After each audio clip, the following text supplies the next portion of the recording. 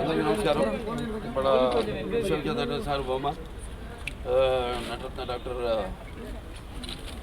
నందమూరి తారక రామారావు అలాగే పార్టీ వ్యవస్థాపకులు ఆయన ఈ 28వ జయంతి సందర్భంగా వర్ధంతి సందర్భంగా అందరి ఇక్కడికి ఆయన ఘాట్కి నివాళులు అర్పించడానికి ఇక్కడికి రావడం జరిగింది.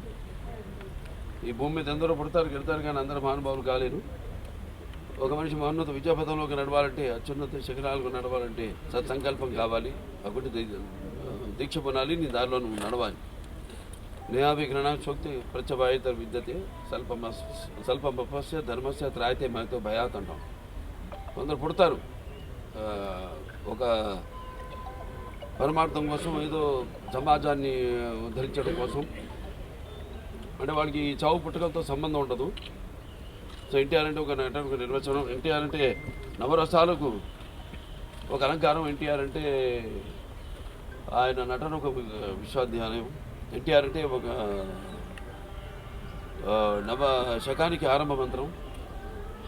ఎన్టీఆర్ అంటే నవజాతికి ఆయన మార్గదర్శకం. ఎన్టీఆర్ అంటే నానా జాతులకు దైవ సమానం. అలాగే ఎన్టీఆర్ అంటే నవ యువతకు ఒక మార్గదర్శకం. అలాగే రక్తాన్ని మరిగేలా చేసే ఒక అగ్నికణం. అలాగే ఎన్టీఆర్ అంటే ఆయన నడిచిన మార్గమే భగవద్గీత సాగిన ఒక జీవన విధానం. అందుకే ఆయన నిరంతరం ప్రజల గుండెల్లో శాశ్వతంగా సజీవంగా మిగిలిపోయిన నిత్యాభిమాన భూషణుడయ్యాడు. అలాగే నిండు గుండెల్లో చిరస్థాయిగా నిలిచిపోయే నిత్యామృతాన్ని తాగిన ఒక దేవుడిలా మారాడు. మరణమే లేని చిరస్మరణీయ మహనీయుడు అనిపించుకున్నాడు ఆయన. అలాగే ఎవరు అంత ఘనంగా జీవించలేని ఒక మహనీయమైన జన్మను పొందాడు ఆయన. ఆయనకి చావు ఎక్కడ. అందుకే ఆయన నిరంతరం వెలిగే ఒక మహనీయ మహోత్తమ జీవన విధానం. మరి నటుడిగా అనితర సాధ్యమైన పాత్రలు ఎన్నో పోషించారు ఆయన. అదే ఆయన పౌరాణికాలు చేస్తే పౌరాణికాలు పాత్రలు ప్రాణం పోసుకున్నాయి. అలాగే జానపదాల జావలీలు అయ్యాయి. అలాగే సాంఘికాలు సామాజిక గమనాలు అయ్యాయి. అలాగే ఆయన ప్రపంచంలో మనం ఎక్కడ చూసినా అంటే అటువంటి నటధీరుడు. అలాగే ప్రయోగాలు చేసిన నటనాచార్యుడు. అలాగే పరకాయ ప్రవేశం చేసి ఆ పాత్రలో అణువులను నింపుకుని నటనకు న్యాయం చేసిన అటువంటి నటుడు ఇంకెక్కడ రాడు. అది నేనే కాదు, ప్రతి ఒక్కరూ ఒప్పుకొని తీరుతారు. అలాగే ఆయన కేవలం సినిమాలే కాదు, ప్రతి తెలుగు బిడ్డ, ప్రతి తెలుగు మట్టి గడ్డ, నేను తెలుగువాడిని అని సగర్భంగా చెప్పుకునే ఒక దమ్ము, ధైర్యం, ఒక తెగువ, ఆత్మవిశ్వాసానికి పదును పెట్టి సానబెట్టి బయటికి లాక్కొచ్చి చెప్పించిన తెలుగు తేజం నందమూరి తారక రామారావు.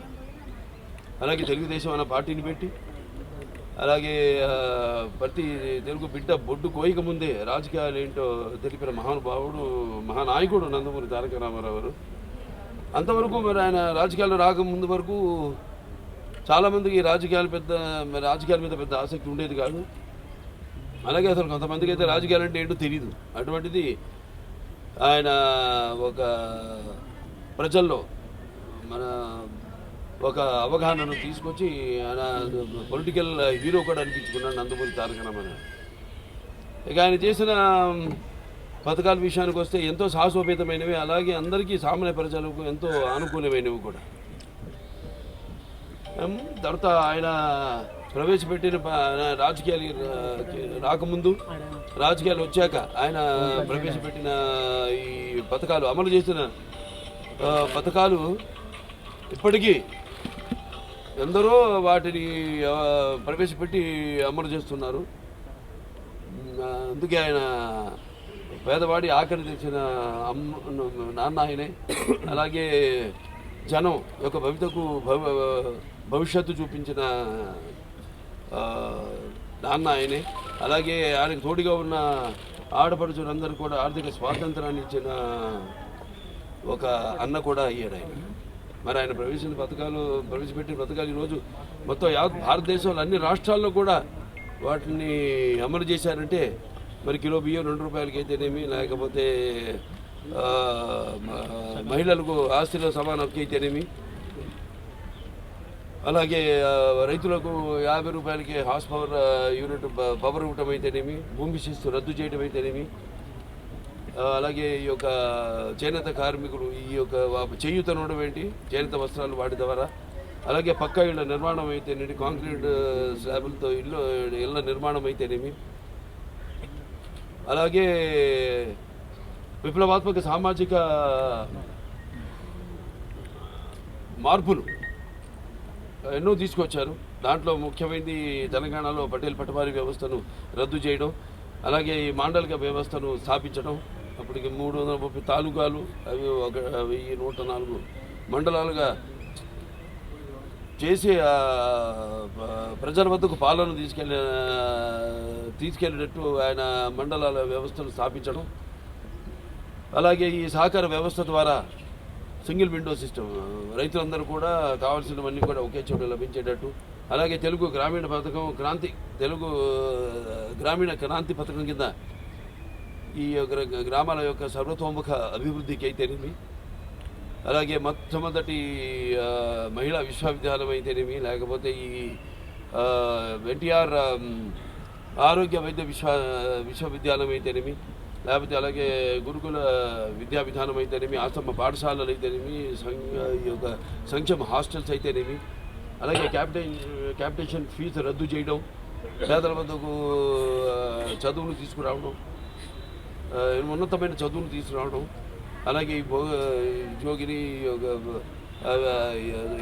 వ్యవస్థల దేవదాసి వ్యవస్థలు రద్దు చేయడం అయితేనేమి, అలాగే హైదరాబాద్కి నాగార్జున సాగర్ ద్వారా నీళ్లు ఇవ్వడం అయితేనేమి, అలాగే నిజాం సాగర్ వాటి అభివృద్ధి, అలాగే తెలుగు గంగా హంద్రి నివాస సమంతి అయితేనేమి, గాలిను నగిరి అయితేనేమి, దాని తర్వాత మండల దీని ద్వారా ఆయన ఫ్రంట్ చైర్మన్గా ఉన్నప్పుడు సుమారుగా ఎన్నో వేల లక్షల మంది రైతులకు దేశవ్యాప్తంగా 11,000 లక్షల మందికి ఆయన ఆనాడు ఈ భూమి శిస్తు రద్దు చేయడం జరిగింది. మాండలిక వ్యవస్థ ఈ యొక్క ద్వారా ఆయన మాండలిక సిఫార్సుల్ని అమలు జరిపించడం జరిగింది. ఇలాగా సర్కారీ దీని కమిషన్ ద్వారా ఈ యొక్క రాష్ట్ర కేంద్రాల మధ్య వాళ్ళు ఒక అనుబంధాన్ని పెంచే విధంగా ఒక రాష్ట్రం కేంద్రంలో ఉన్న ప్రభుత్వం ద్వారా వాళ్ళ అవసరాలను ఆ కేంద్ర ప్రభుత్వం తీర్చేలా ఇంకా ఎన్నెన్నో అభివృద్ధి కార్యక్రమాలు, అలాగే ఎన్నో ఆయన ఈ యొక్క అమలు చేయడం